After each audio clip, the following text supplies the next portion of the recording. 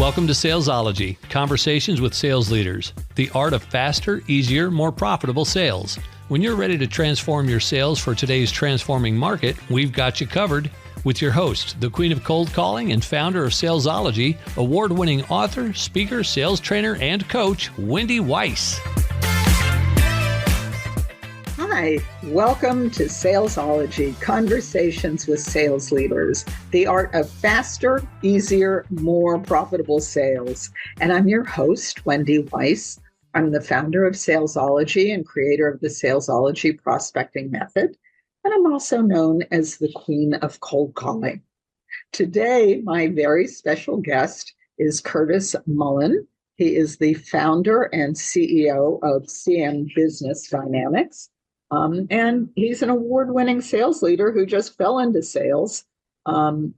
He was in the military, and then he and his wife made the decision to leave the military with two small children and start a cross-country adventure.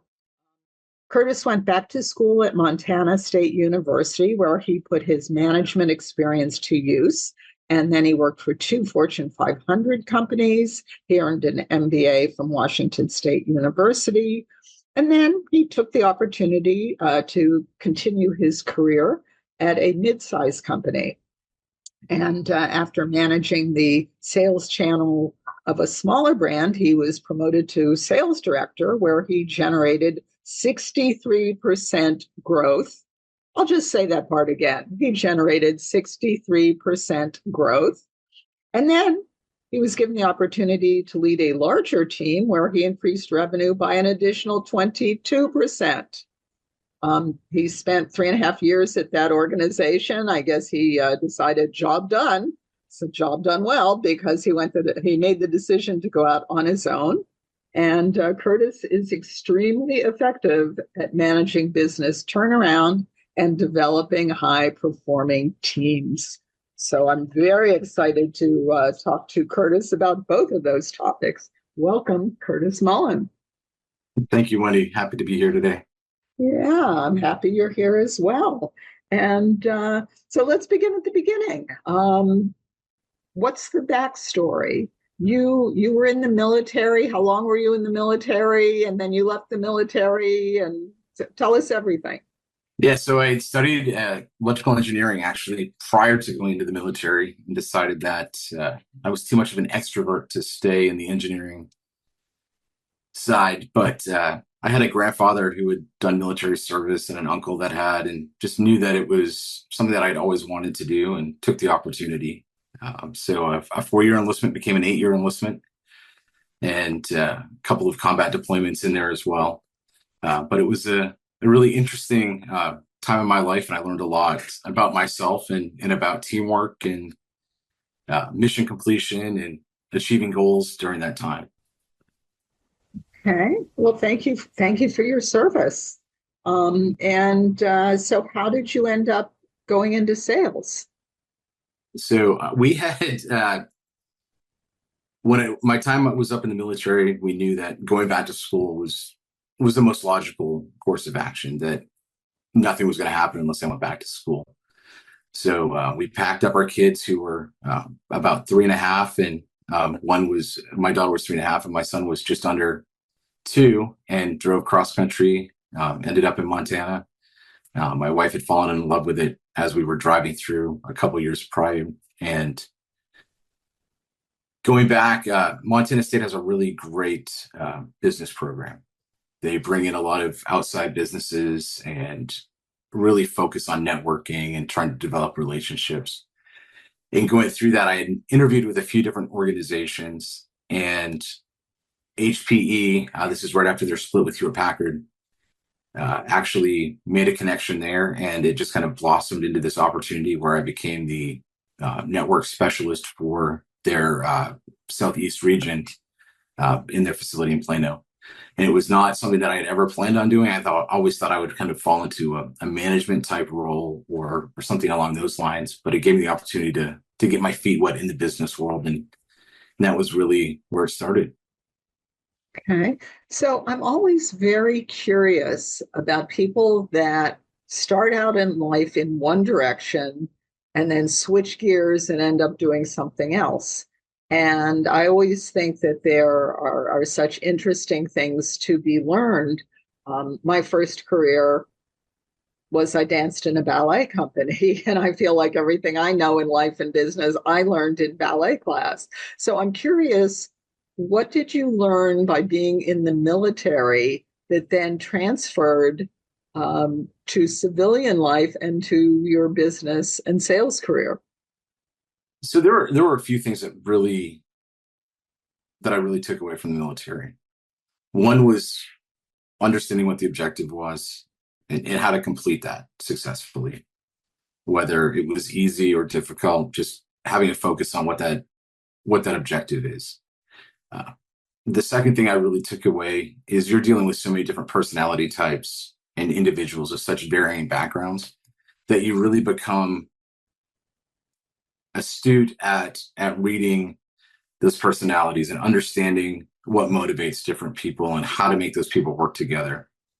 And those are the things that for me have really allowed me to be successful later on. So, being very goal oriented, understanding team dynamics, and then also just having the flexibility to adjust and flex as needed. Prior to that, I'd say I'm probably a very rigid person. I like structure. I up at the same time every day. Even starting the new business, I'm up 6 a.m. and going through email and starting the day, even though I don't have to be because it's my company, right? But those things have really, the discipline and understanding people and being focused on the objective have just really been what I took away from the military. Okay. And so I'm really interested in what you had to say about getting a very different group of different kinds of people to work together. Now, when you were at your previous employment, you managed a sales team, correct? How large was the sales team that you managed? So I managed a team that covered Mexico, the U.S., and Canada, and there were 6 representatives on the team that I managed directly. Okay. And so one of the questions I asked you in preparation for this interview was, what drives you crazy about managing a sales team? And I thought your answer was very revealing. Would you like to share your answer with us, please? So I want a team that can come in and do what they're supposed to do. I'm not one that wants to micromanage my team. And you can't control, especially outside sales reps, you can't control what they're doing every minute of the day. But you want people that are driven. You want people that are actively trying to answer phones. They're actively hunting for new opportunities. And when you get people that are willing to sit back and just let those things pass them by and not take action, that's what really drives me crazy, is that inaction from a salesperson. It just drives me absolutely insane. Okay, well, I completely get that. And I want to come back to this question in just a minute, but before I do, I have to ask you, because I know you just recently launched your own business. What motivated you to launch your own business? What was the thought process that brought you to, I'm going to start a business? I've had so many interactions throughout my career. I've worked with major organizations across any vertical that you can think of. And you pick up things every time you deal with a customer. You pick up different things, and I kept seeing different traits or problems arise for these customers, and there was nobody that was really stepping up to try and help them address these issues, whether it's on the sales side or whether it was bringing their teams together to be more effective, or even just closing business. And I knew that there was a better way of doing things. So that I thought that was a really missed opportunity in the marketplace. And it gave me the opportunity to step in and try to fill some of that void. All right. And so this new business that you've launched, what do you do? Give us your elevator speech. Yeah, so it's CM Business Dynamics. We are a very small consulting firm, just launched, but we're working with businesses to train employees so that they're more functional as a team, develop higher performing teams so that they understand the strengths and weaknesses of others on their teams, and so they can function more as a unit, more cohesively, but also looking in and trying to correct business problems, such as if it's a legacy brand that's struggling, what are the things that we can do to revitalize that brand? How can we bring that brand back and prepare the organization as they're getting ready to launch a new product? So we're really, really trying to work on business full cycle, but I'm focusing mostly on the business development side, trying to help companies remain profitable and redevelop those, or reclassify those legacy brands, but also working on that team development because that's critical to any organization. Okay.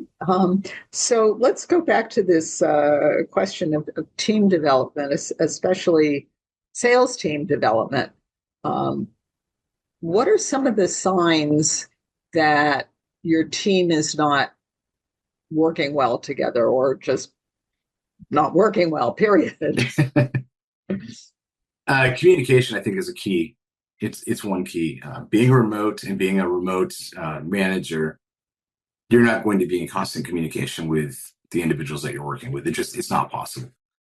But you look for certain things. You look for feedback from customers. You look for communication when you are having team meetings or things of that nature.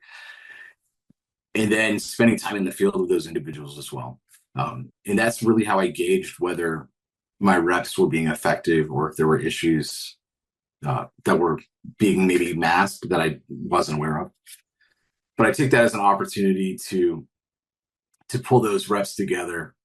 And what I found is by listening to the reps and having real, honest, truthful conversations with them, you're able to get a better understanding of their personalities, understand what's their strengths, what their weaknesses are, and play off the other reps that you have. Because not every rep is going to have, or not every member of the team is going to have the same strengths or weaknesses. And you can really create a full-fledged, well-developed team by pairing, opposing personalities and opposing skill sets and using those to create a more cohesive unit. So are you saying, is it best to, if you have a team that you think is not functional exactly the way you want it to be, is that something that can be fixed, or is that having a functional team is that a function of who you hire and what you've set up before you bring them in, or both? Yes to both, but there are times where certain personalities just don't fit. And unfortunately, when that happens, those personalities have to be removed from the situation. And, as much as a manager, as often as you do not want to do an employee termination, there are times where that's necessary. And sometimes it's because of the personality and they just don't mesh with the group that you have, or it could be a performance issue where their personality is fine, but they're not able to comprehend, or they don't have the necessary skills to be able to function as a member of the team. But I think from what I've seen throughout my time is personality and understanding the traits is critical. So you could bring somebody into a sales role that could have been doing service all their lives, but they've got that curiosity, they've got that ambition, they want to do better. They understand that, I may have these people skills because I've been doing service for so long, but I don't know anything about sales. But they're willing to learn and they have that curiosity, and you can teach those skills at that position. Or you have somebody that's an excellent seller, but they may not have some of the more technical skills. You can teach those more often than not. And when you're able to do that and you have a team that's mixed and has really strong personalities and strengths in certain areas, you're really able to develop a cohesive unit that can really function, and one rep can lean on another rep for different things, and vice versa. And that just really creates a bond and a strength that strengthens the entire team. So what kind of characteristics do you look for when you're hiring?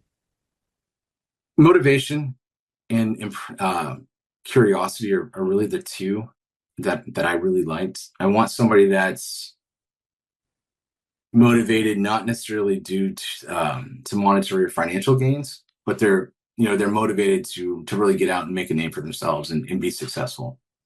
And then also, I want somebody that's got a willingness to learn.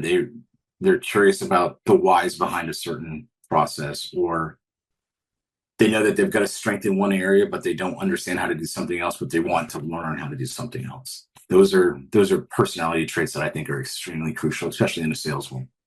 Yeah, absolutely. So how do you decide if you've got someone you've hired and they're not quite working out? How do you evaluate? How do you make these decisions to, okay, we're going to give them more training, we're going to give them more support, we're going to let them go? Like, how do you go through that process to make sure? I mean, I would hope you'd give the person every benefit of the doubt that you possibly can until you can't. But how do you do that? Absolutely. It's difficult because sometimes you do have reps, and I've been in situations where I had brought a rep on who was they had the right attitude. At the time they had the right mentality, but they had some other issues that popped up and were not able to overcome those issues. So we eventually had to part ways. But I really rely on my one-on-ones. A one-on-one session with an employee or a team member is not an opportunity for me to sit there and bark orders at the individual. It's a real conversation where they're able to ask questions and drive the narrative, but it gives you insight into what they're thinking, how they're doing things in a certain way, and gives you the opportunity to ask questions. So one-on-ones are critical. But then employee feedback from team members and things of that nature, because they will tell you if an employee is struggling in a certain area. Those team members, if they're trying to carry up some of that weight for that employee, they'll provide that information back to you. If you've got one sales rep who just doesn't know how to do quoting and he's kicking all his quotes to somebody else, or for every quote he's sitting down trying to work through a quote with somebody else, 3 to 6 months into it, they should know how to go through the quoting process on their own. There may be questions that arise about different part numbers or SKUs or things of that nature due to complexity of the offering, but they should be able to figure those things out over, a 3 to 6 month period of time. And then there's customer feedback, service feedback. With some of the brands that I've worked with, service was a huge component. So the sales reps were working very closely with the field service teams. And you would get feedback whether or not they were quoting correctly or they were providing the right answers to questions for reps or for customers. And that really provides some insight into whether or not a rep is working through a process. So that's really where I gauge it. And from there, then it's a tailored approach to, all right, they're struggling in this area or they're struggling in that area. Let's develop a training program or a training process and especially as the manager, I feel if they're failing in a certain area, it's on me to bring them up. It's not on the rest of the team. It's on me to bring them up to where they need to be. So I will go through that training regimen with them. That way they don't feel like they're going through it alone throughout that process. Hey, it's so interesting to me, Curtis, that as you explained all the different things that you're looking at, you did not once say, and they're not hitting their numbers. So that was really interesting to me. So, and that's a great point, but depending on territory, depending on time of year, they could be an outstanding seller in crushing their number. But if there's other issues that come up, training is still going to be needed to address those other issues. Or if they're struggling, but they're doing all the right things, it's hard to gauge whether or not they're hitting their performance off, whether or not they're hitting a number, especially when a sales cycle could be 12, 18, 20 months. That makes it really difficult to gauge whether or not they're doing the right things. Absolutely. Yes, we have some clients with very long sales cycles, so that is absolutely true. So we're going to pause now for a word from our sponsor. When we come back, I want to hold Curtis's feet to the fire and switch topics a little bit and talk about business turnaround. So, but first, we have a word from our sponsor, the Salesology Vault. Just about every guest that I've interviewed on the Salesology Conversations with Sales Leaders podcast has had a free gift for our listeners. And that does include my special guest today, Curtis Mullin, who is the founder and CEO of CM Business Dynamics. And so what we've done is we've taken all of those gifts and we'll put them all together in one place. We call it the Salesology Vault. And it's packed full of free gifts from sales leaders, sales experts, marketing gurus, revenue generation experts. And we add another gift every single week. When we release a podcast, which we do every Monday morning, we add a gift. So you can log in as often as you'd like and download as many gifts as you'd like. It's all free. So the link to the Salesology Vault is in the show notes. As soon as you finish listening to this podcast, go to the show notes, click on the link. We'll be glad you did. Download your gifts.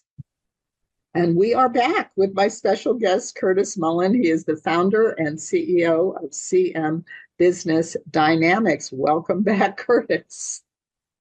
Thank you.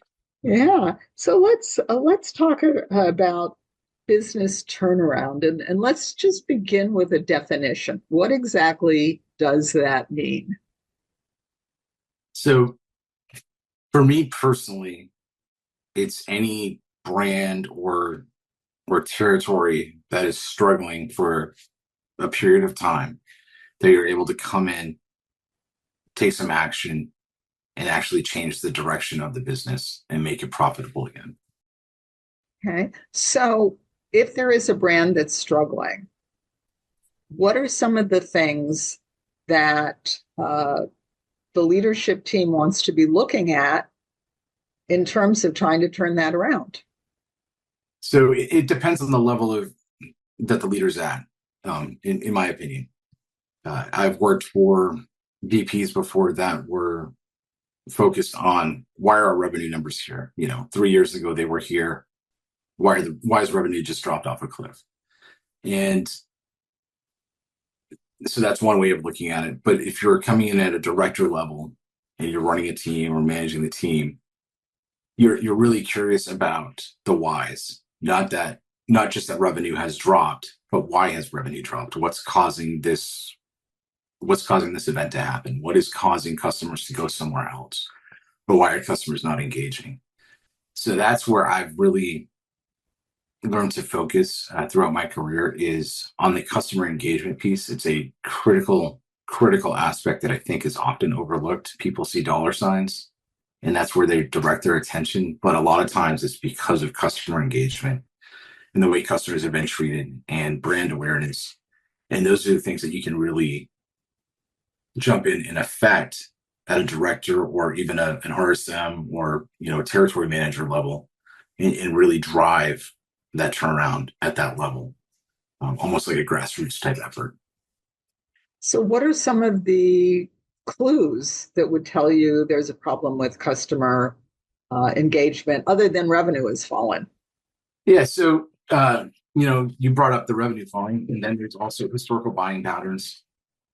Understanding that you have a customer that you had an outstanding relationship with 2 to 3 years previously, or the organization had an outstanding relationship with 2 to 3 years previously, and then there's no activity with that customer. Or you're working through channel and all of a sudden channel has just stopped buying with no explanation. It's almost like being a detective. You have to go back in and you have to engage in conversations. You have to start picking things apart piece by piece just to get to that, that one kernel of, oh, they're not buying here because they thought that there was a factory defect, or they thought that this product was no longer being carried, or things of that nature that you have to go in and try to uncover and then just reinvigorate those conversations. So it's not the same from brand to brand or organization to organization. But I've found that if you start really at that customer level and start working your way backwards from there, you can really affect what's happening within the organization and really drive a change that becomes beneficial for the rest of the company. Well, you know what's really interesting to me about this conversation, Curtis, is we were talking earlier about sales teams, and I kept hearing you say communication, talk to the sales reps, communication, talk to the sales reps. And now we're talking about business turnaround and customer engagement. And if there's an issue with customer engagement, I'm hearing you say communication, talk to the customers, communication, talk to the customers. So I think we have a theme here. We do. I mean, businesses, in whether it's between teammates or between an organization and their customer, it's all about relationships. And customers will buy from who they're comfortable with and who they trust. And if, as an organization or even as an individual, you've eroded that trust, then they're going to take that business elsewhere. And it's a matter of going in and understanding why and rebuilding those bridges and rebuilding that trust and redeveloping. And it's not fast. It can be, but typically it takes multiple conversations and understanding different issues that the customers had and going back through and rebuilding that trust and credibility with the customer or with the team.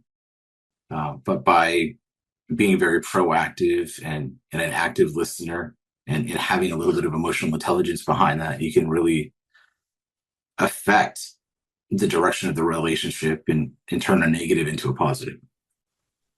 Well, I really love what you're saying here today. So virtual gold star for you. And I know that you have a very generous special gift for all of our listeners. So please share with us all details of your gift for our listeners.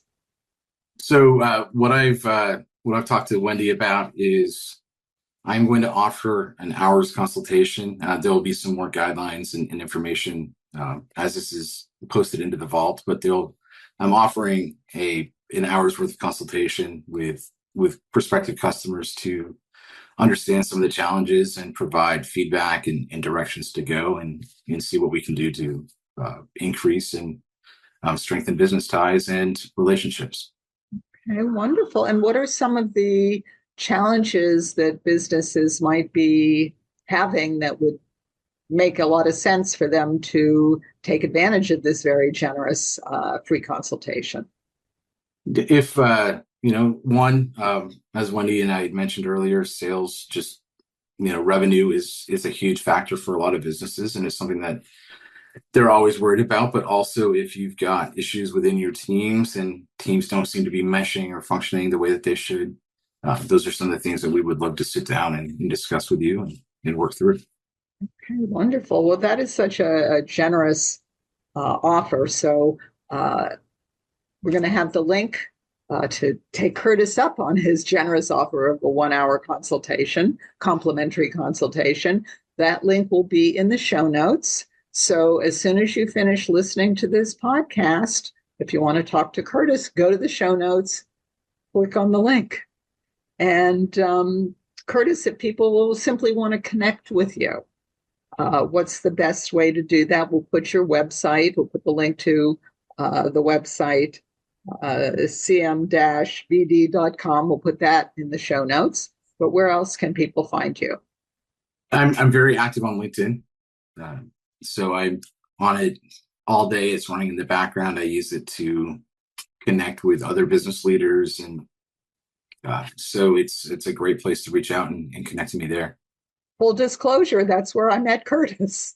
So, so we are going to put the link to Curtis's website and also to his LinkedIn profile. That will be in the show notes. So if you want to connect with Curtis, finish listening to this podcast and then go to the show notes, click on the link. And so thank you so much, Curtis, for sharing your insights today. And to all of our listeners, you've been listening to the Salesology Conversations with Sales Leaders podcast with my special guest, Curtis Mullin, who is the founder and CEO of CM Business Dynamics.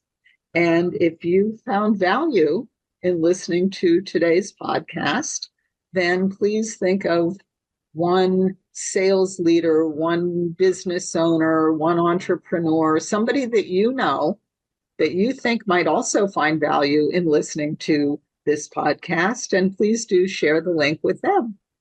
And until we meet again, visualize yourself surrounded by cash, really large bills. You've been listening to Salesology, Conversations with Sales Leaders, the art of faster, easier, more profitable sales.